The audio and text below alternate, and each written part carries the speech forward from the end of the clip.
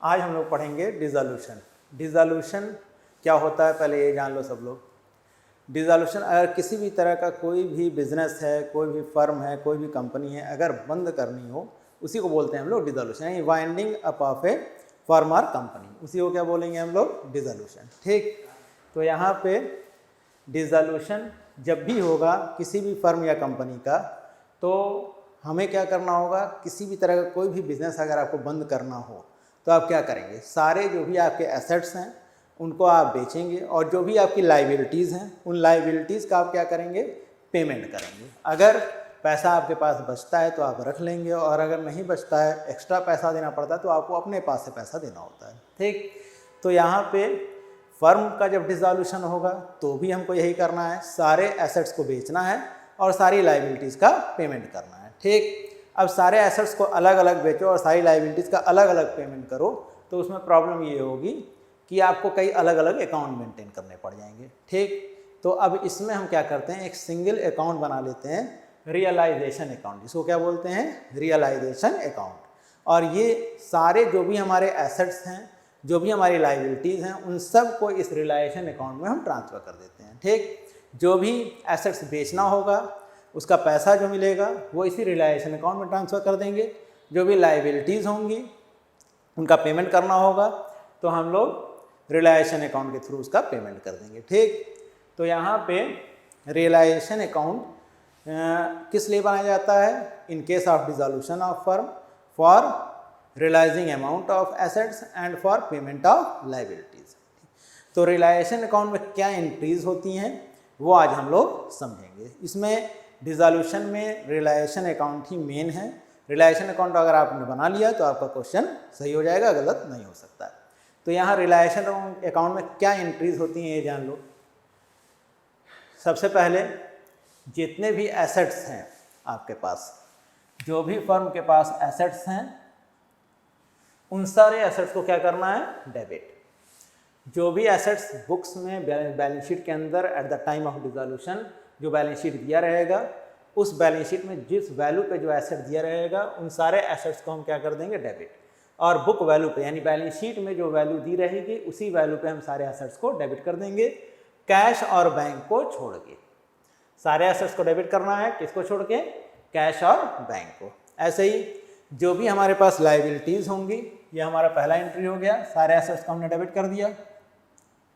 फिर इसके बाद जितनी हमारी लाइबिलिटीज़ हैं उन सारी की सारी लाइबिलिटीज़ को हम क्या कर देंगे, रियलाइजेशन अकाउंट में क्रेडिट कर देंगे। किस वैल्यू पे, जो बैलेंस शीट के अंदर वैल्यू दी रहेगी उस वैल्यू पे।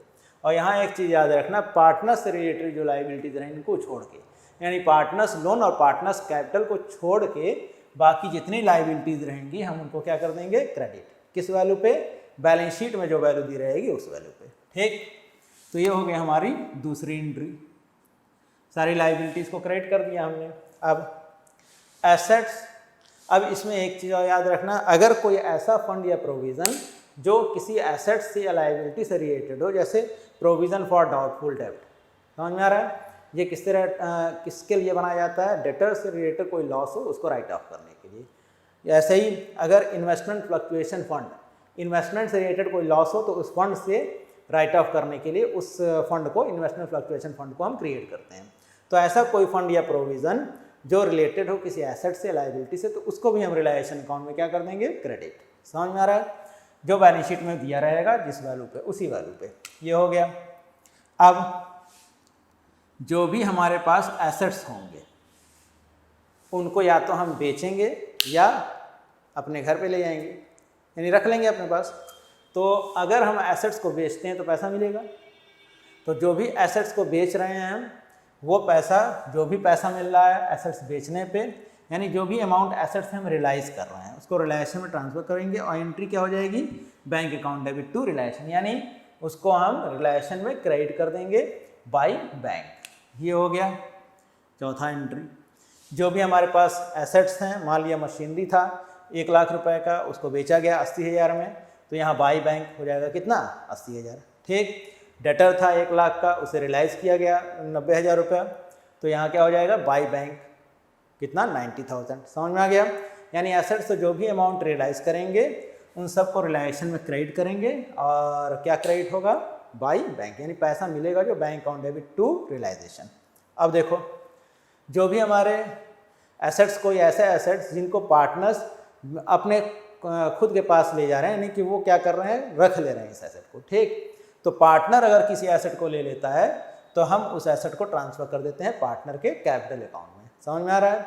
तो यहाँ पे अगर कोई एसेट कोई पार्टनर ले लेता है, जिस वैल्यू पे लेगा उसी वैल्यू पे हम क्या करेंगे, पार्टनर्स कैपिटल अकाउंट में क्रेडिट कर दें, ट्रांसफ़र कर देंगे।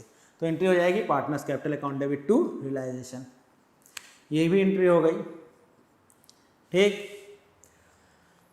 अब देखो अगर हम लाइबिलिटीज़ का पेमेंट करते हैं तो पैसा देना पड़ेगा, लाइबिलिटीज़ का पेमेंट करेंगे तो हम एंट्री लाइबिलिटीज़ अब ट्रांसफ़र कर चुके हैं हम रियलाइजेशन में, तो realisation account debit to bank, यानी ये एंट्री किसके लिए की जा रही है, जो भी लाइबिलिटीज़ हम लाइबिलिटीज़ का अगर पेमेंट करते हैं तो पैसा देना पड़ता है हमें, और हम पैसा देते कहाँ से हैं, रियलाइजेशन अकाउंट से ही देंगे।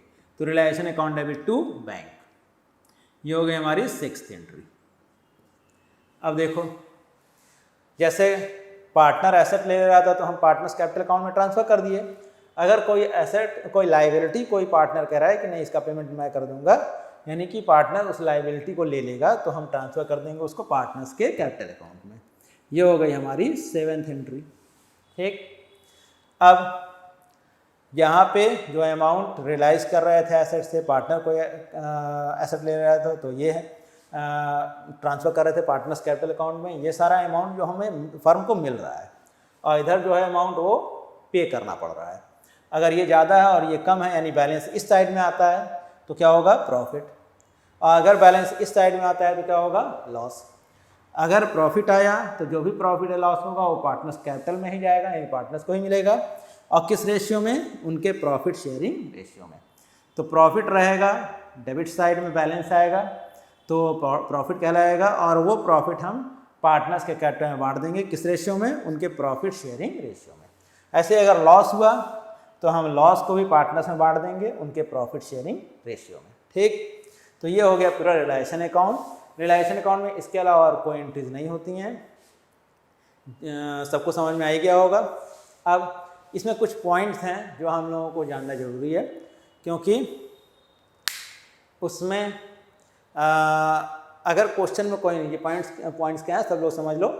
यहाँ पे अगर मान लिया कोई एसेट है, मशीनरी है 1 लाख रुपए की, बुक वैल्यू उसकी कितनी है, 1 लाख।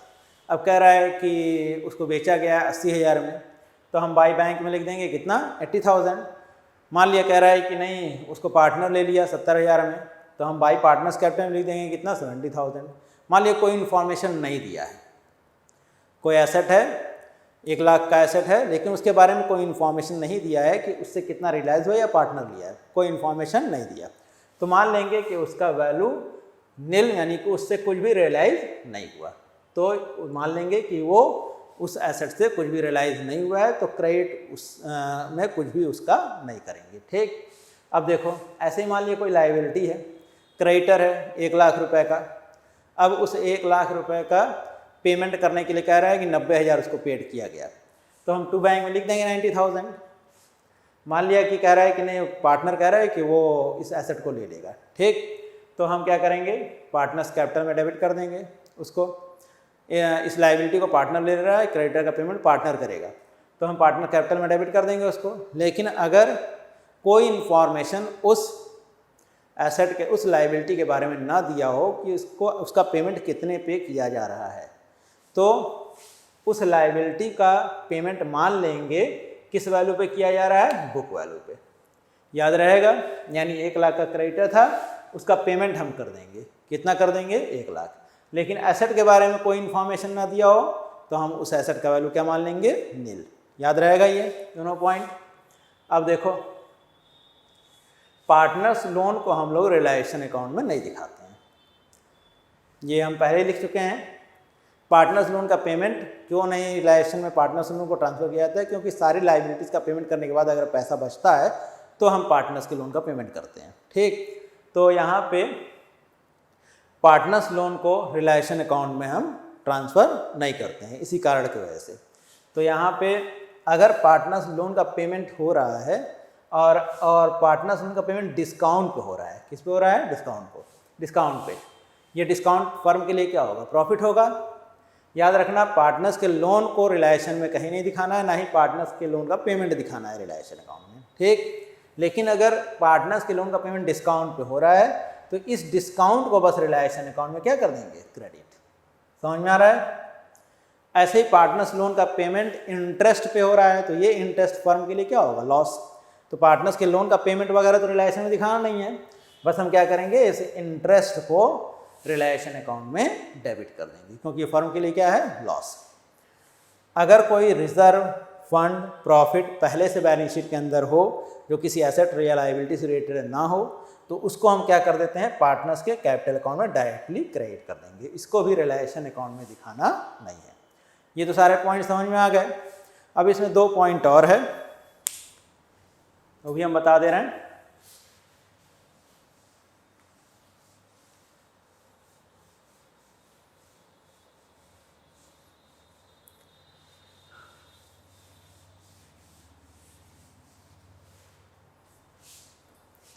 अगर किसी एसेट से किसी लायबिलिटी का सेटलमेंट हो रहा है, if any liability is settled through any asset, if any liability is settled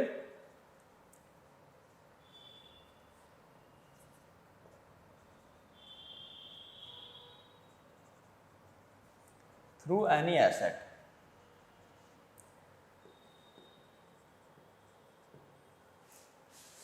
किसी लायबिलिटी से किसी एसेट का सेटलमेंट हो रहा है तो उसकी एंट्री रिलायशन अकाउंट में नहीं करनी होगी। बात समझ में आ रही है? तो then no any entry of this is to be made in realisation account.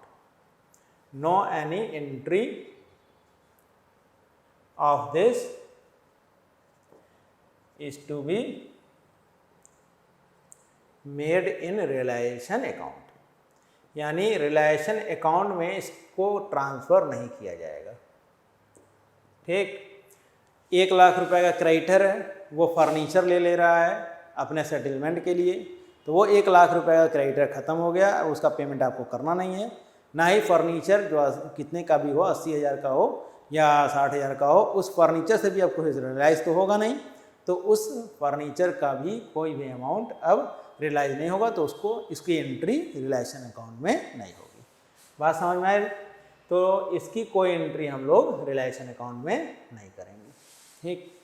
तो रिलायशन अकाउंट में क्या एंट्रीज होती हैं और उससे रिलेटेड जो पॉइंट्स थे वो सारे पॉइंट्स हम लोगों ने जान लिया। अब इस पर एक क्वेश्चन हम बताएंगे अगले वीडियो में, जिसमें हम इन सारे पॉइंट्स को कंसिडर करेंगे और जो भी एसेट से रिलाइज हो रहा है पैसा या पेमेंट हो रहा है लायबिलिटीज़ का, तो उसमें कुछ पॉइंट्स होते हैं, वो पार्ट में एसेट से रिलाइज करते हैं अमाउंट और पेमेंट करते हैं लायबिलिटीज़ का, तो कैसे उसका हम लोग एडजस्टमेंट करते हैं, कैसे हम लोग इसमें एंट्री करेंगे रिलायशन अकाउंट में, वो हम लोग अगले वीडियो में देखेंगे।